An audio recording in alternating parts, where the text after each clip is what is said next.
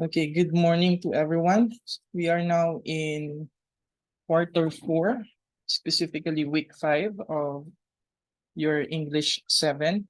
And we are now discussing introduction to types of conflict. Incidental to it, we're going to discuss Reynolds' World, an excerpt from Child in an Urban World. But before that, let us try to understand what is conflict. Now imagine yourself in the following situation. Wherein you were asking your sister if she could change the channel so that you could watch news in order for you to finish your homework. Now, use the sentence frame to share your thoughts. Okay, this sentence frame, somebody wanted to, but, and so. For example, Martha wanted to watch news, but her sister is watching her favorite variety show. So she explained that she needed to watch news for her homework. Now, how did you find this activity and what have you noticed about the content of the activity? In that activity, there is there are conflicting interests of two characters, Martha and Martha's sister. Martha wanted to watch news in order for her to finish her homework, while her sister is also watching a variety show using the television. Now, how do you resolve conflict? Or better yet, what is conflict? Conflict is actually a struggle or problem faced by a main character. So the illustrations show real life problems that need immediate solution. They must be resolved before they become bigger problems. Now, it happens because of differing views, intentions, or interests between individuals. In the given example, the differing intentions of Martha and Martha's sister is in connection with the use of the television. Martha, again, wanted to watch news while her sister wanted to continue watching variety show. Now, a conflict can make it difficult to form a positive and healthy relationship. That is why it is very important that those real life problems be addressed immediately. Moving on, okay, we can understand or we will be able to understand conflict by understanding the Freytag's pyramid. Now, you probably have encountered the term as part of Freytag's pyramid. Later on, I'll show you what is Freytag's pyramid, okay? Which consists of exposition, rising action, climax, falling action, and resolution or denouement. Okay. In fiction, conflict creates tensions and drives the story forward. It is often introduced in the rising action. Then, the main character is confronted with conflict that leads to the climax. The conflict is handled in the falling action and finally resolved in the resolution. Okay. So what is this Freytag's pyramid? Okay, this is the Freytag's pyramid. It starts with the exposition in every story, okay? Be it a novel or a short story, okay? It starts with the exposition. Going to the rising action, on top of it is the climax, going to the falling action, and finally, the denouement or what we call the resolution of the story.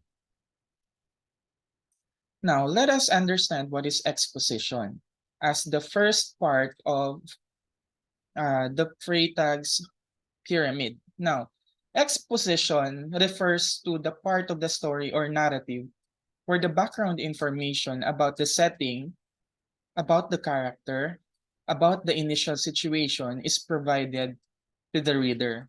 It typically occurs at the beginning of a story and is used to establish the context and introduce the key elements of the plot. Now, the purpose of exposition is to orient the reader and provide them with necessary information to understand the story.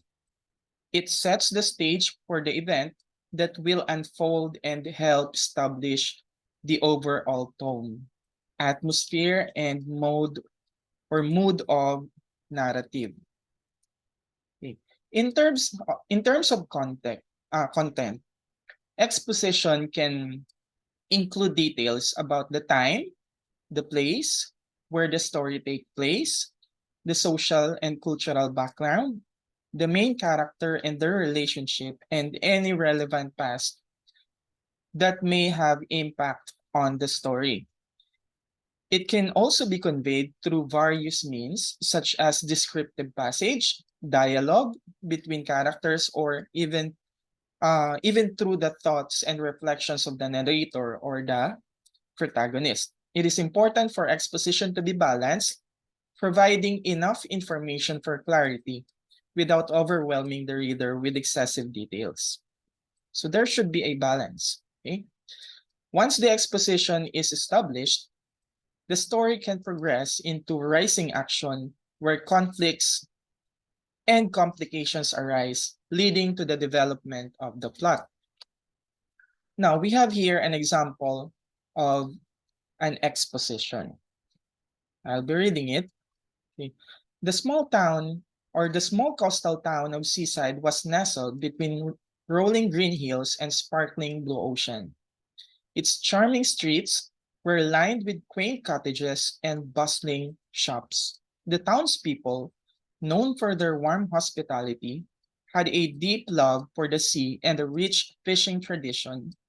Among them was Sarah, a young fisherman's daughter with a dream of exploring the world beyond the shores. Little did she know that her life was about to change when a mystery ship sailed into the harbor carrying secrets and adventures waiting to unfold. Okay. Another example, in the distant kingdom of Eldoria, ruled by a wise and just king, a powerful and ancient relic known as the Crystal of Light resided. This magnificent crystal was said to possess the ability to grant immense power to whoever possessed it. However, it had been hidden away in a well-guarded fortress for centuries, protected by a select group of loyal knights known as the Guardians of the Crystal. But as rumors of a dark sorcerer seeking the crystal's power began to spread, the kingdom teetered on the edge of chaos, and the young orphan named Alex found themselves unwittingly caught up in a perilous journey to protect the crystal and save Eldoria from impending doom.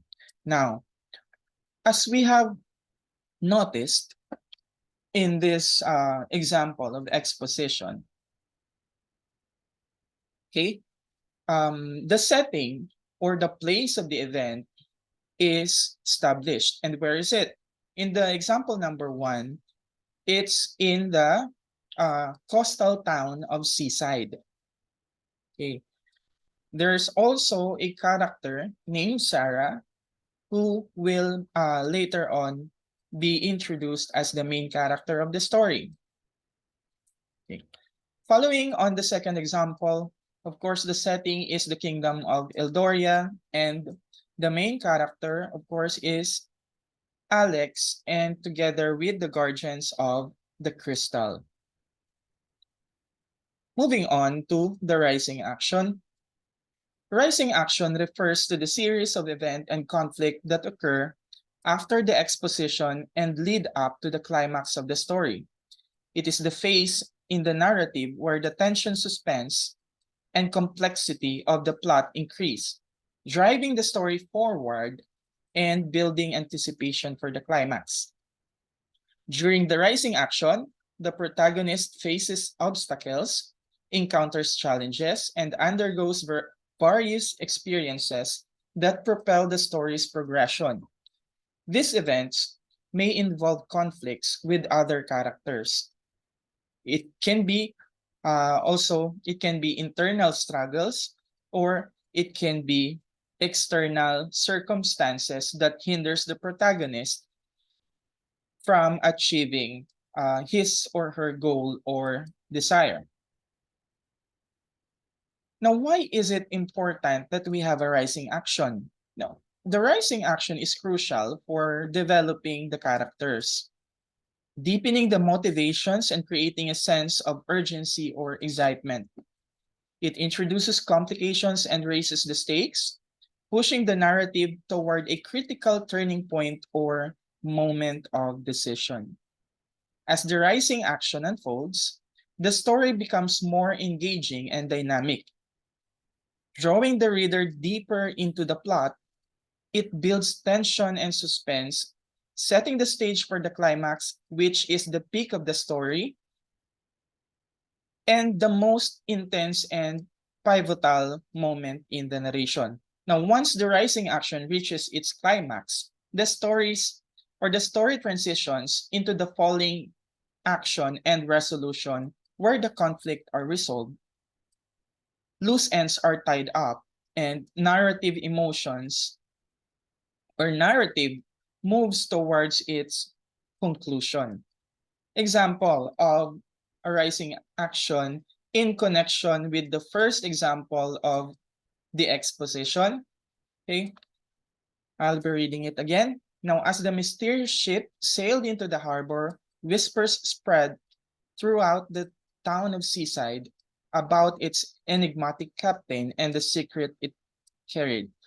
Sarah, intrigued by the ship's arrival, began to investigate its origins and purpose of its visit. In her quest for an answer, she stumbled upon a hidden journal that belonged to her late father, a renowned sailor. The journal contained cryptic entries hinting at a long lost treasure with the power to change the fate of Seaside forever. Determined to uncover the truth, Sarah delved deeper into her father's notes, connecting dots and unraveling web of ancient legends and dangerous adversaries. For the second example, okay, as rumors of the dark sorcerer's pursuit of the crystal of light spread, the kingdom of Eldoria became engulfed in fear and uncertainty. Alex, having having accidentally stumbled upon this forbidden knowledge, found themselves thrust into a world of peril and adventure. Joined by a small group of rebels seeking to protect the kingdom, they embarked on a dangerous quest to find the scattered pieces of an ancient map that would lead them to the hidden fortress where the crystal of light was safeguarded. Along their journey, they encountered treacherous landscapes, encountered fierce minions of the dark sorcerer, and forged alliances with unlikely companions. Each step intensifying the resolve and the urgency of their mission. So, going back to the definition of rising action, again, rising action is crucial for the development of the character. It gives you a view of their deep motivations, and it creates urgency or excitement, just like as in the example we have provided. Next, so after the rising action, so we're done with exposition, rising action. Now we're going to proceed with the climax. So this is the order. This is the sequence in Freytag's pyramid. So on top of it is the climax. Now, what is climax? Climax is the turning point or the most intense and significant moment in a story. It is the highest point of tension, conflict, or emotional intensity in the narrative. The climax often occurs towards the end of the story and serves as a culmination of the rising action, leading to the resolution and conclusion of the plot.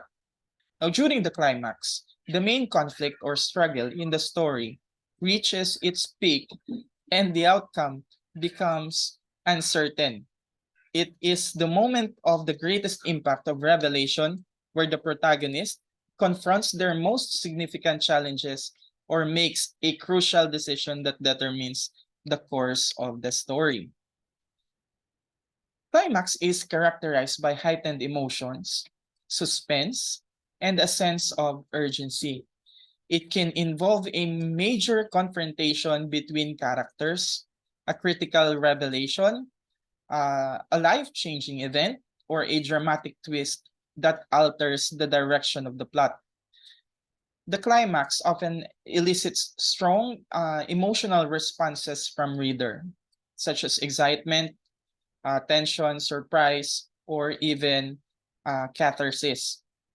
Following, uh, following the climax, the story enters the falling action and resolution, where the consequences of the climax are explored. Loose ends are tied up, and the narrative reaches its conclusion. The climax is a pivotal moment in the story, shaping the overall impact and meaning of the narrative, and often leaving a lasting impression on the reader. So let's have the example of climax in connection to the first example. Okay, I'll be reading it. As Sarah and Jack finally deciphered the last clue, they stood before the ancient stone entrance to the hidden treasure chamber. With trembling hands, Sarah inserted the key she had obtained through countless challenges as the door creaked open, revealing the dazzling treasure within. Their eyes widened in awe. However, their triumph was short-lived as a rival group of treasure hunters ambushed them, seeking to claim the treasure for themselves. In a fierce battle, Sarah and Jack fought valiantly, their determination matched only by their adversaries' greed. The climax reached its peak when, against all odds, Sarah unleashed a powerful hidden ability and thwarted their foes, emerging victorious and securing the treasure's legacy. On the second example, as Alex and their group finally reached the hidden fortress, they confronted the dark sorcerers who stood before the chamber holding the crystal of light. A climactic showdown ensued with with Alex wielding the newfound strength and determination.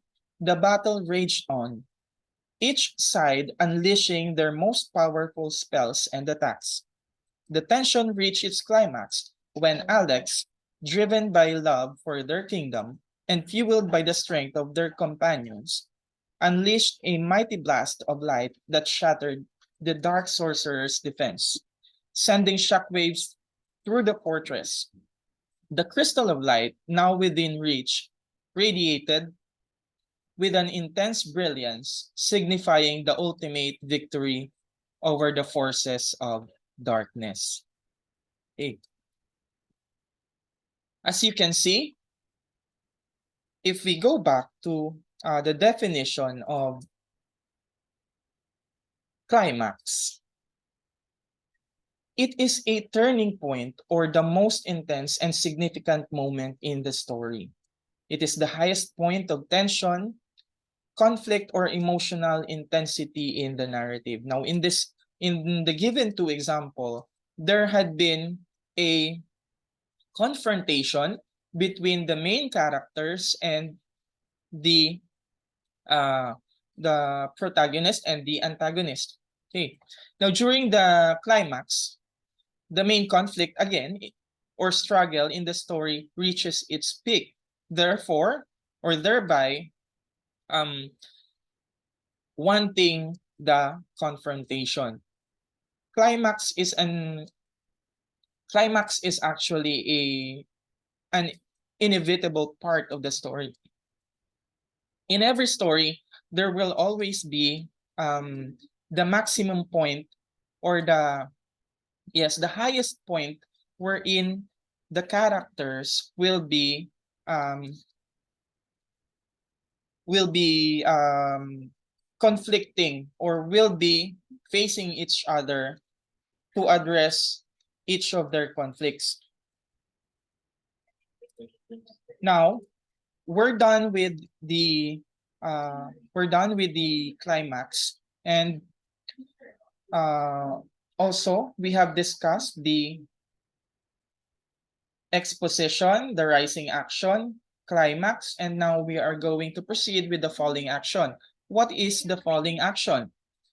Falling action refers to the phrase or narrative that occurs after the climax and leads to the resolution or conclusion of the story. It follows the peak of tension and conflict reached in the climax and serves to wrap up loose ends, provides closure to the plot, and show the aftermath of the major events. During the falling action, the intensity and suspense of the story decreases as the narrative moves towards its resolution. It is a period of winding down where the consequences of the climax are explored and the characters begin to respond and adapt to the outcomes of significant events that took place. The falling action often involves the unraveling of remaining conflicts, the revelation of additional information, or the resolution of subplots and secondary storylines. It may include moments of reflection, reconciliation, or further character development as the story transitions towards its conclusion. While the falling action is typically less action packed than the rising action or climax, it is an essential part of the narrative structure. Why? Because it allows the reader to process the most important, or the implications of the climax, and witness the aftermath of the character's actions. The falling action sets the stage for resolution, providing a sense of closure and satisfying the reader's curiosity about the story's outcomes. Ultimately, the falling action paves the way for the conclusion of the story, where loose ends are tied up, conflicts are resolved, and narrative reaches its final resolution, bringing the story to a satisfying or thought-provoking end. Okay. We have here an example of a falling action. In connection with the first example, after Sarah and Jack successfully defended themselves and claimed the treasure, they returned to the town of Seaside as heroes. The news of their courageous triumph spread, and the townspeople celebrated their return. With the treasure's discovery, the once struggling economy of Seaside flourished, bringing prosperity and renewed sense of community. Sarah and Jack decided to use their newfound wealth to fund initiatives that revitalize the fishing industry, creating jobs and ensuring a sustainable future for the town. As the days passed, Sarah's dream of exploring the world beyond Seaside began to transform into a new vision: to establish an academy that would teach aspiring young sailors the art of navigation and preserve the legacy of her late father. So this is now, as mentioned in our example, this falling action is now the aftermath of what happened previously in the climax. In the climax, Sarah and Jack were able to succeed to retrieve or to get the treasure okay, away from the antagonist. Okay, now as a result, they have the treasure, and the following action would therefore discuss what would happen now after that they succeeded into retrieving the treasure. Now, in this case, in the first example, Sarah was able to revive the dying economy of the seaside. Okay. Also, Sarah was able to um, plan of a establishing plan of establishing an academy that would teach aspiring young sailors the art of navigation and the preservation of the legacy of her late father. Moving on to the second example, I'll be reading it again. After the defeat of the Dark Sorcerer, Alex and their companions returned to the kingdom of Eldoria with the Crystal of Light in their possession. The kingdom rejoiced, and the realm was bathed in newfound harmony and radiance. With the crystal's power harnessed for good, the land prospered, and the people lived in peace. Alex, hailed as a hero, was appointed as an advisor to the king, using their wisdom and experiences to guide the kingdom's future. As time passed, Eldoria became a beacon of light and hope for neighboring realms, inspiring positive change and uniting nations in a spirit of cooperation and goodwill. Lastly, we're going to discuss what is denoma. Okay. Okay. Denoma is the final part of a narrative following the climax and falling action where the plot's complications are resolved and the story reaches its conclusion. It is sometimes referred to as the resolution or the epilogue. Okay. Denoma allows for the unraveling of any remaining mysteries, the tying up of loose ends, as mentioned before, and the resolution of conflict or dilemmas faced by the characters. It provides closure to the story by showing the consequences and aftermath of the event that took place after throughout the narrative. The reader gains a deeper understanding of the character's fate, their growth or transformation, and the overall implications of the story. It may involve the revelation of the final pieces of information, the resolution of any remaining subplots, or the ultimate realization of the character's goals or desires. Denoma can take various forms depending on the nature of the story. It could be a reflection of the lessons that the characters learned, a glimpse into the characters' future lives. It could be a summary of the long-term effects of their action, or it could also be a final twist that adds a new layer of meaning to the narrative. While the noma typically occurs towards the end of the literary work, it is important to note that not all stories have an explicit denoma. In some cases, the resolution may be subtle or open-ended, leaving room for interpretation or reflection by the reader. Okay. Let me read the final example. In connection with the first example. Okay, this is now the denoma or resolution of the story regarding Sarah and Jack. Okay. After establishing the academy in Seaside and witnessing the town's revival, Sarah and Jack found contentment in their contributions to their community. The academy flourished, nurturing the next generation of sailors and preserving the memory of Sarah's father.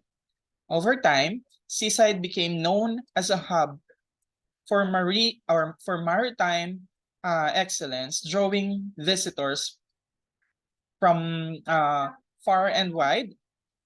Sarah's dream of exploration took a backseat as she fought or as she found fulfillment in guiding and inspiring others. The legacy of the treasure and their journey lived on, not only in the riches, but it also brought, uh, not only in the riches it brought to the seaside, but it also in the countless lives touched by Sarah and Jack's unwavering spirit and determination. As to the second example, the Denoma, after bringing peace and prosperity to Eldoria with the power of Crystal of Light, Alex continued their role as an advisor to the king, working tirelessly to ensure the kingdom's continued harmony. With the crystal's influence, Eldoria became a beacon of enlightenment, fostering cultural exchange and promoting unity among nations.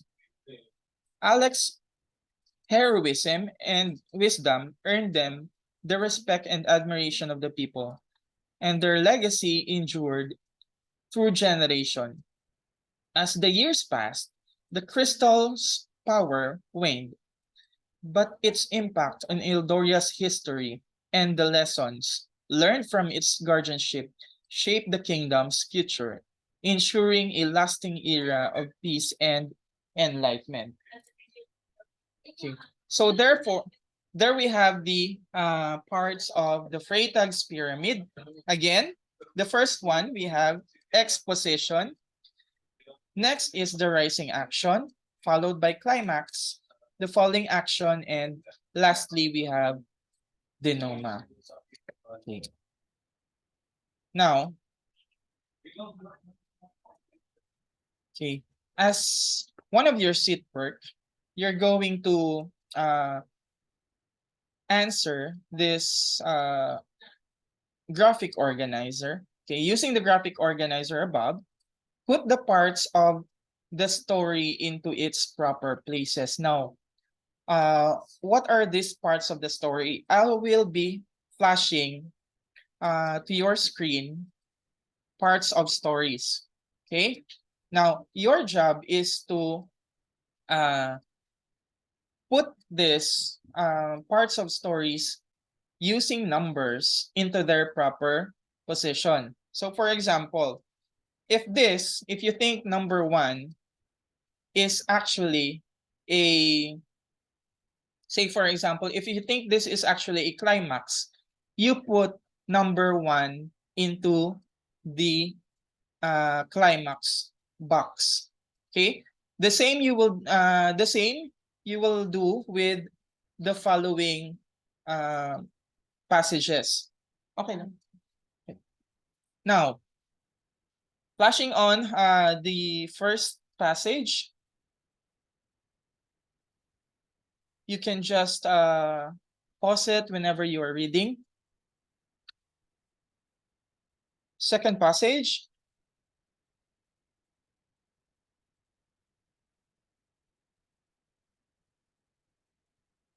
Okay, the third passage.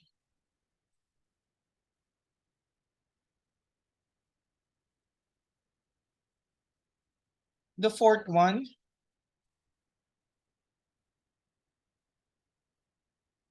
And of course, number 5. Okay. So moving on.